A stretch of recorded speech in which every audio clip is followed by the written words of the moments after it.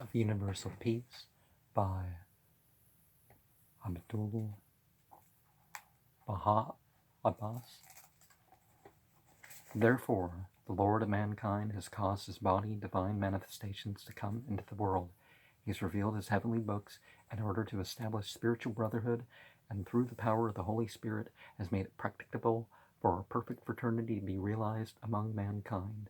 And when through the breast of the Holy Spirit this perfect fraternity and agreement are established amongst men, this brotherhood and love being spiritual in character, this loving kindness being heavenly, these constraining bonds being divine, a unity appears which is indissoluble, unchanging, and never subject to transformation. It is ever the same and will forever remain the same. For example, consider the foundation and brotherhood laid by Christ. Observe how fraternity was conducive to unity and accord, and how it brought various souls to a plane of uniform attainment, where they were willing to sacrifice their lives for each other. They were content to renounce possessions and ready to forfeit joyously life itself. They lived together in such love and fellowship that even Galen, the famous Greek philosopher who was not a Christian, in his work entitled The Progress of the Nations, said that religious beliefs are generally conducive to the foundation of real civilization. As a proof thereof, he said, a certain number of these people contemporaneous with us are known as Christians. These enjoy the superlative degree of moral civilization. Each one of them is a great philosopher because they live together in utmost love and good fellowship. Perhaps if society was more Christian, that would be the case. They sacrifice life for each other. They offer worldly possessions for each other. You can say of the Christian people that they are as one person. There is a bond amongst them that is indissoluble in character. Well, more sectarian killing than any other faith combined.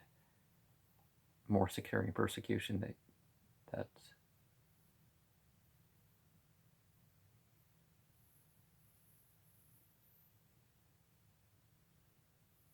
and it got worse when they became secularized in those efforts.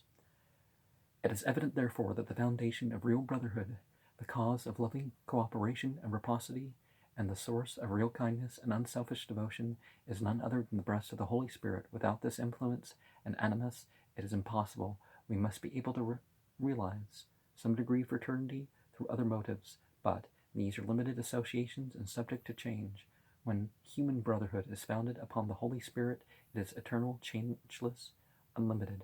In various parts of the Orient, there was a time when brotherhood, loving kindness, and all praiseworthy qualities of mankind seemed to have disappeared, but there was no evidence of patriotic, religious, or racial fraternity, but conditions of bigotry, hatred, and prejudice prevailed instead. The adherents of each religion were violent enemies of the others, filled with the spirit of hostility and eager for shedding of blood. The present war in the Balkans furnishes a parallel of these conditions. Consider the bloodshed, ferocity, and oppression manifested there, even in this enlightened century, all of it based fundamentally upon religious prejudices and disagreement, for the nations involved belong to the same races and native lands. Nevertheless, they are savage and merciless towards each other. Similar deplorable conditions prevailed in Persia in the 19th century. Darkness and ignorant fanaticism were widespread. No traces of fellowship or brotherhood existed among the races. Well, I think we can always find some of that going on. On the contrary, human hearts were filled with rage and hatred. Darkness and gloom were manifest in human lives and conditions everywhere. At such a time as this, Baha'u'llah appeared upon the divine horizon, even as the glory of the sun, and in that gross darkness and hopelessness of the human world there shone a great light. He founded the oneness of the world of humanity, declaring that all mankind are as sheep, and that God is the real and true shepherd. The shepherd is one, and all people are of his flock. The world of humanity is one, and God is equally kind to all. What then is the source of unkindness and hatred in the human world? This real shepherd loves all his sheep. He leads them in green pastures. He rears and protects them. What then is the source of enmity and alienation among humankind? Whence this conflict and strife? The real underlying cause is the lack of religious unity and association, for in each of the great religions we find superstition, blind imitation of creeds, and theological formulas, adhered to instead of the divine fundamentals, causing difference and divergence among mankind instead of agreement and fellowship. Consequently, strife, hatred, and warfare have arisen based upon this divergence and separation. If we investigate the foundations of the divine religions, we find them to be one, absolutely changeless and never subject to transformation. For example, each of the divine religions contains two kinds of laws or ordinances. One division concerns the world of morality and ethical institutions. These are the essential ordinances. They instill and awaken the knowledge of the love of God, the love of humanity, the virtues of the world of mankind, the attributes of the divine kingdom, rebirth and resurrection from the kingdom of nature. These constitute one kind of divine law, which is common to all and never subject to change. From the dawn of the Adamic cycle to the present day, this fundamental law of God has continued changeless. This is the foundation of divine religion. The second division compromises laws and institutions which provide for human needs and conditions according to exigencies of time and place. These are accidental, of no essential importance, and should never have been made the cause and source of human contention. For example, during the time of Moses, upon him be peace, according to the exigencies of that period, divorce was permissible. During the cycle of Christ, inasmuch as divorce was not in conformity with the time and conditions, Jesus Christ abrogated it. In the cycle of Moses, plurality of wives was permissible. But during the time of Christ, the exigency which has sanctioned it did not exist. Therefore, it was forbidden. Moses lived in the wilderness and desert of Sinai. Therefore, his ordinances and commandments were in conformity with those conditions. The penalty for theft was to cut off a man's hand. An ordinance of this kind was in keeping with desert life, but is not compatible with the conditions of the present life, of the present day. Such ordinances, therefore, constitute the second or non-essential division of the divine religions and are not of importance. They deal with human transactions which are ever-changing according to the requirements of time and place. Therefore, the intrinsic foundation of the divine religions are one. As this is true, why should hostility and strife exist among them? Why should this hatred and warfare, ferocity and bloodshed continue? Is this allowable and justified? God forbid. Now, the prison systems certainly cause their problems, but, for example, it makes sense. One of the things that feminism has done, for example, is that rape and child molestation used to be considered so serious an offense that if the government didn't kill you, the townspeople might. Nowadays, people even literally just get probation or some suspended sentence or something like that. But as far as consensual sex, yes, adultery is worse. Yes, some other things are worse than other consensual sex amongst people who are of childbearing age and accountability, that sort of thing. But, it used, maybe if you were a nomadic tribe, executions for adultery or something like the Bible commands would make sense. And in the 1800s, there were still places in my country, where that would happen. But for example, you see in the Quran, you don't see the differentiation and penalty between married and straight and, married and single, straight and gay. The penalties for criminals are, the same.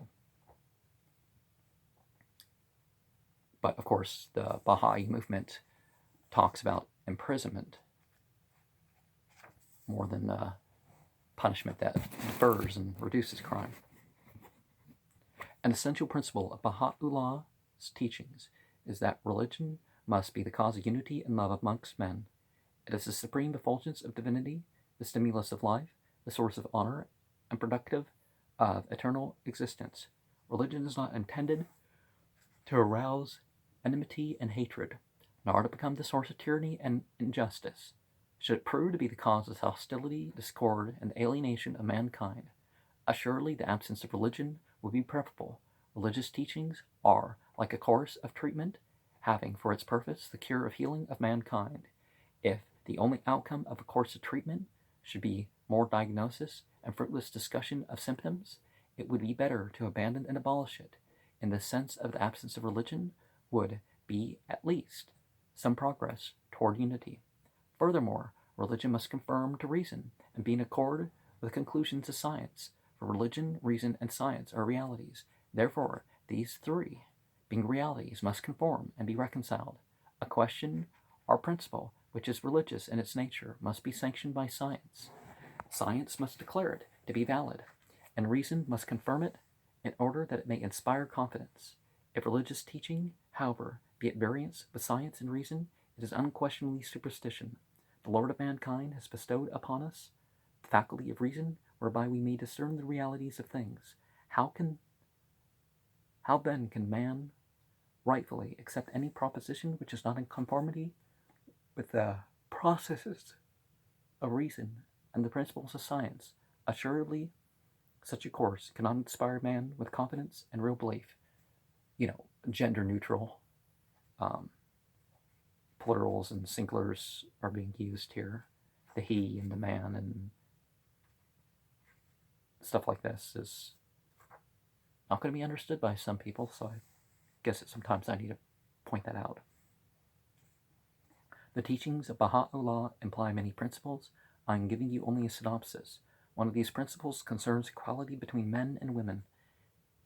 He declared that as all are created in the image and likeness of the one God, belonging to God. Remember the Semitic way of phrasing that? There is no distinction as to sex in the estimation of God. He who is purest in heart, whose knowledge exceeds, and who excels in kindness to the servants of God is nearest and dearest to the Lord, our Creator. Irrespective of sex, in the lower kingdoms, the animal and vegetable, we find sex differentiation in function and organism. All plants, trees, and animals are subject to that differentiation by creation, but among themselves there is absolute equality without further distinction as to sex. Why then should mankind make a distinction which the lower creatures do not regard? Especially so when we realize that all are of the same kingdom and kindred, that all are the leaves of one tree, the waves of one sea. The only reasonable explanation is that woman has not been afforded the same educational faculties as man. Well, we find that in the West right now, for example, if you include things such as hours worked, amount or quality of work, and benefits, if you include any one of those three, women get paid more. There are certainly things that women do better at than men, and, as I'm saying, vice versa. But at this time, it kind of wasn't really the point. But the lower workers, you can't really say, well, here's a lower paying job that women tend to get more than men. Women get this job more than men. So that implies that maybe the women are, there's more women. But maybe the women are, have the upper hand in this job, but people aren't thinking that way. For if she had received the same opportunities for training and development as man has enjoyed, undoubtedly she would have attained the same station and level. Again, higher and lower depends on what. In the estimate of God, no distinction exists. Both are as one and possess equal degrees of capacity.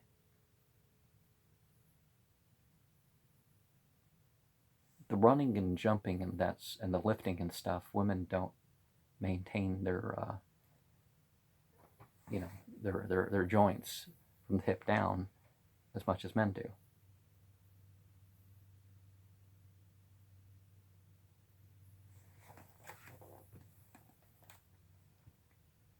But sewing like jobs and certain factory jobs they do better at. Therefore, through opportunity and development, women will merit and attain the same prerogatives. Why can't we just... Men and women merit for what they encourage, upholding the differences between them and regarding them accordingly. When Jesus Christ died upon the cross, well, that's the weakest part of even the Bible story, upon the cross, the disciples who witnessed his crucifixion were disturbed and shaken. Even Peter, one of the greatest of his followers, denied him thrice. Mary Magdalene brought them together and confirmed their faith, saying, "Why are ye doubting? Why have ye feared? O thou Peter, why didst thou deny him?" For Christ is not crucified. The reality of Christ is ever-living, everlasting, eternal. For that divine reality there is no beginning, no ending, and therefore there can be no death. At most, only the body of Jesus has suffered death. Now, despite the first verse of the Quran that mentions Muhammad, a lot of people kind of turned tail to one degree or another after the death of Muhammad, and other prophets had happened to too.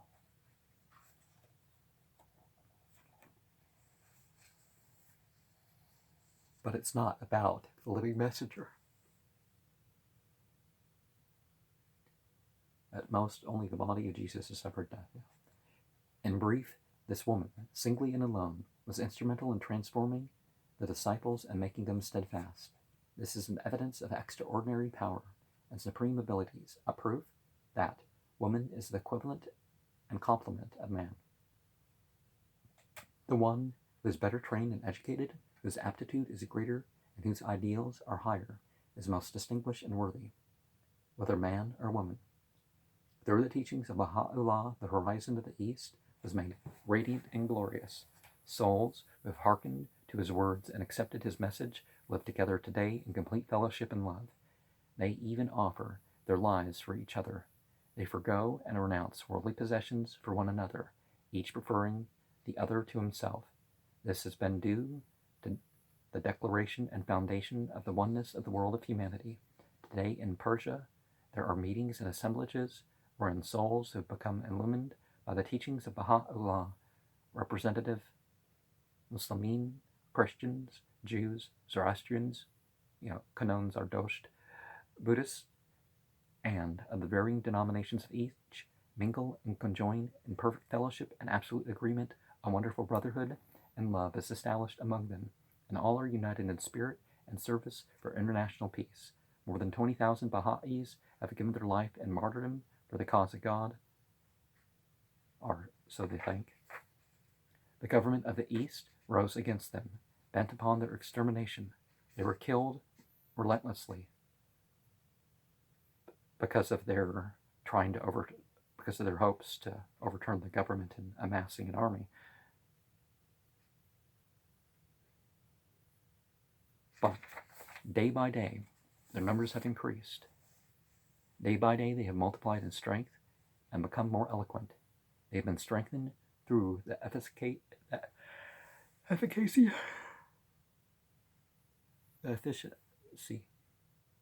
of a wonderful spiritual power. How savage and fearful the ferocity of man against his fellow man. Consider what is taking place now in the Balkans. What blood is being shed. Even the wild beasts and ferocious animals do not commit such acts. The most ferocious wolf kills but one sheep a day, and even that for his food. But now in the Balkans, one man destroys 10 fellow human beings. The commanders of armies glory in having killed 10,000 men, not for food.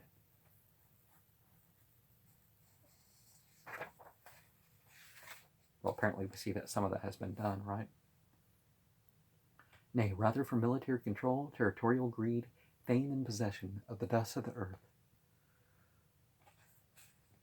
Well, there's 2 incidences of tens of thousands of Baha'is, but I guess maybe, because wasn't there 20,000 at one point and 50,000 at another point? Because of their military efforts, and then Baha'u'llah, he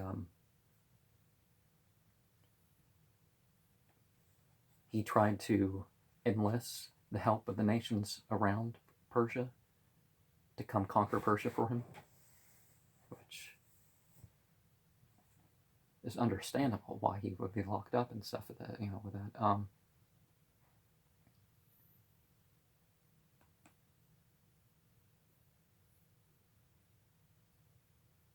How savage and fearful is the ferocity of man against his fellow men. Consider what is taking place now in the Balkans, what blood is being shed. Even the wild beasts and ferocious animals do not commit such acts. The most ferocious wolf kills but one sheep a day, and even that for his food. But now in the Balkans, one man destroys 10 fellow human beings. The commanders of armies glory in having killed 10,000 men, not for food, nay, rather for military control, territorial greed, fame, and possession of the dust of the earth. Sorry, I repeated some of that. They kill for national aggrandizement. Notwithstanding, this terrestrial globe is but a dark world of grossest matter. It is a world of sorrow and grief, a world of disappointment and unhappiness, a world of death. For after all, the earth is but the everlasting graveyard, the vast universal cemetery of all mankind. Yet men fight to possess this graveyard, waging war and battle, killing each other. What ignorance! How spacious the earth is, with room and plenty for all. How thoughtful the providence which has so allotted that every man may derive his sustenance from it. The Lord our Creator does not ordain that anyone should starve or live in want. All are intended to participate in the blessed and abundant bestowals of our God. Fundamentally, all warfare and bloodshed in the human world are due to lack of unity between the religions, which, through superstitions and adherence to theological dogmas, have obscured the one reality which is the source and basis of them all. As to the American people, this noble nation, intelligent, thoughtful, reflective, is not impelled by motives of territorial aggrandizement and lust for dominion. Its boundaries are insular and geographically separated from the other nations. Here we find a oneness of interest and unity of national policy. These are indeed United States. Therefore, this nation possesses the capacity and capability of holding aloft the banner of international peace. May this noble peace be the cause of unifying humanity. May they spread broadcast the heavenly civilization and illumination, become the cause of the diffusion of the love of God, proclaim the solidarity of mankind, and be the cause of the guidance of the human race. Therefore, I ask that you will give this all-important question your most serious consideration and efforts. May the world of humanity find peace and composure, and this dark earth be transformed into a realm of radiance. May the East and West clasp hands together. May the oneness of God be reflected and fully revealed in the hearts of humanity, and mankind prove to be the manifestations of the favors of God.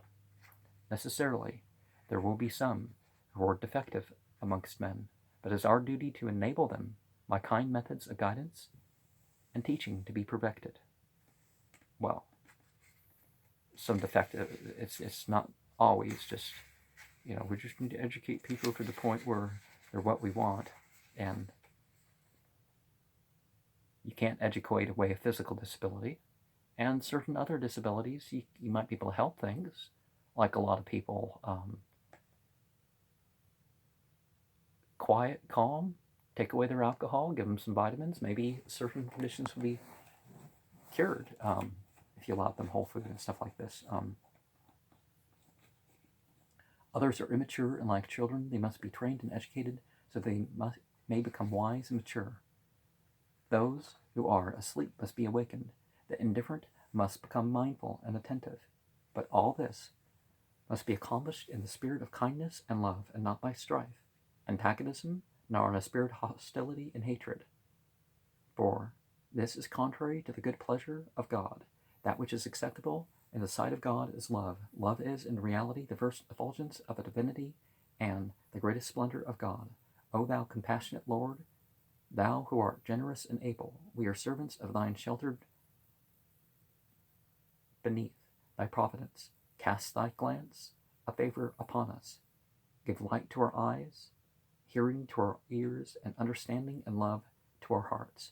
Render our souls joyous and happy through thy glad tidings. O Lord, point out to us the pathway of thy kingdom, and resuscitate all of us through the breaths of the Holy Spirit, bestow upon us life everlasting and confer upon us never-ending honor. Unify mankind and illumine the world of humanity. May we all follow thy pathway, long for thy good pleasure, and seek the mysteries of thy kingdom. O God, unite us and connect our hearts with thine indissoluble bond. Verily, thou art the giver, thou art the kind one, and thou art the Almighty. November 7th, 1912, talk at home of Mr. and Mrs. Arthur J. Parsons, 1700 18th Street, Northwest Washington, D.C. Notes by Joseph H. Hannon. And listing publicly the home addresses of people is usually a problem. So edit them out of your podcast and stuff like this, Sufi orders and stuff like this. Well, I mean, I don't know if anybody who runs a Sufi order is going to see any of these, but consider events in the Balkans today, where a great conflagration of war is fiercely raging, and so much blood is being shed. Virtually the whole world of humanity is mourning and lamenting because of the revival of these calamitous conditions. Governments are in the process of change and transformation. The sovereignty of Oriental nations is tottering. Outcomes are wrapped in the greatest uncertainty. I desire, therefore, to speak to you upon this subject. I will call your attention more especially to the aspects of this war which Baha'u'llah prophesied 40 years ago, fully and completely, during his exile and while under surveillance in the prison of Akka. He addressed a letter to the Sultan of Turkey. He likewise sent epistles to Napoleon III and to the Shah of Persia. All his letters to kings and rulers of the earth were compiled in a book published 35 years ago in Bombay, India. There were several editions of this book. I have with me a copy of an edition published 22 years ago. In 1891, Professor E.G. Brown of Cambridge University, England, wrote a book detailing his visit to Akka. This is followed by a second volume in which he quoted extracts from Baha'u'llah's epistles to the kings and rulers. There are also translations of some of these epistles in your library.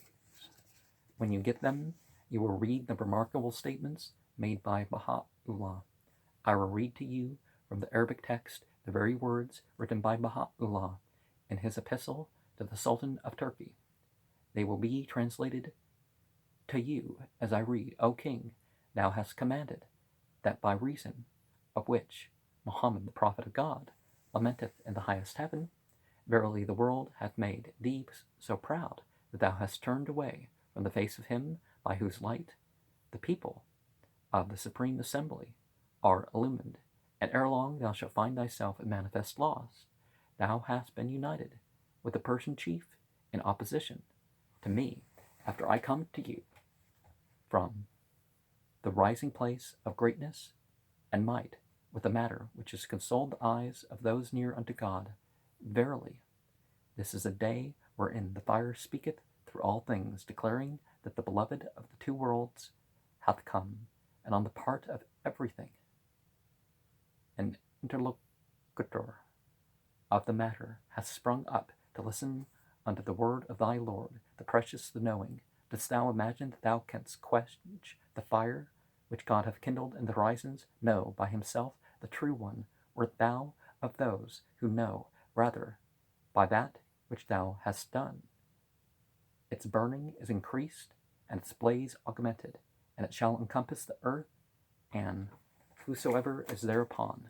Thus the matter hath been decreed, and whosoever is in the heavens and upon the earth could not withstand his command.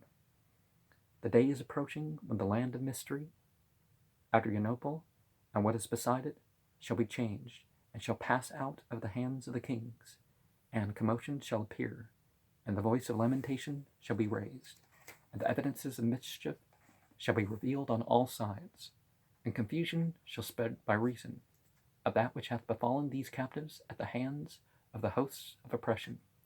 The course of things shall be altered, and conditions shall wax so grievous that the very sands on the desolate hills will moan, and the trees on the mountains will weep, and the blood will flow out of all things. There are different levels of things happening out there.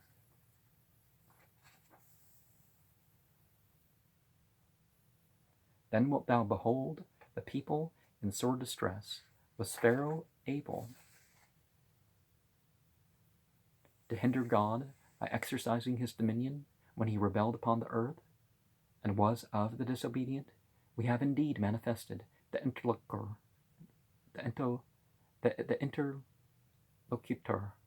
Moses, from his house in spite of his will. Verily, we were able to do this. And remember when Nimrod kindled the fire of polytheism, whereby he would burn the friend of God. Verily, we extinguished the fire by truth, and brought upon Nimrod manifest grief. Verily, the oppressor slew the beloved of the worlds, that he might thereby extinguish the light of God among his creatures, and deprive mankind of the pure water of life. In the days of his Lord, the mighty, the kind, we have made the matter manifest in the country, and elevated his mention among the Unitarians. Verily, the servant hath assuredly come to vivify the world, and bring to union whosoever is upon the surface of the whole earth. That which God willeth shall overcome, and thou shalt see the earth. That which God willeth shall overcome, and thou shalt see the earth. As the garden of Abha, thus hath it been written by the pen of command in an irrevocable tablet. There are many other prophecies in this book, especially in the epistle of the Shah of Persia, all of which prophecies have come to pass. As they are lengthy, we will not have time to quote them. The purpose of these quotations, people could say that he was a political commentator, and political commentators aren't quite the same thing as prophets when they say stuff that, see, this is going to happen if we don't do this. The purpose of these quotations is to show that Baha'u'llah's great endeavor in the East was to unify mankind, to cause them to agree and become reconciled, thereby manifesting the oneness of the world of humanity, preparing the way for international peace, and establishing the foundations of happiness and welfare. But the nations have not hearkened to his summons and message. The Persian and Turkish governments rose against his cause, and the result is that both these governments have been disintegrated and broken. Had they been attentive to his commands and received his admonitions, they would have been protected. Well, we see that both, for centuries, were breaking down, but they would have enjoyed happiness and prosperity. They would have bound together in ties of fellowship and brotherhood, availing themselves of the wonderful bounties of love and unity, and dwelling in the delectable paradise of a divine kingdom. But alas, the commands and guidance of the Blessed One have been neglected and ignored day by day.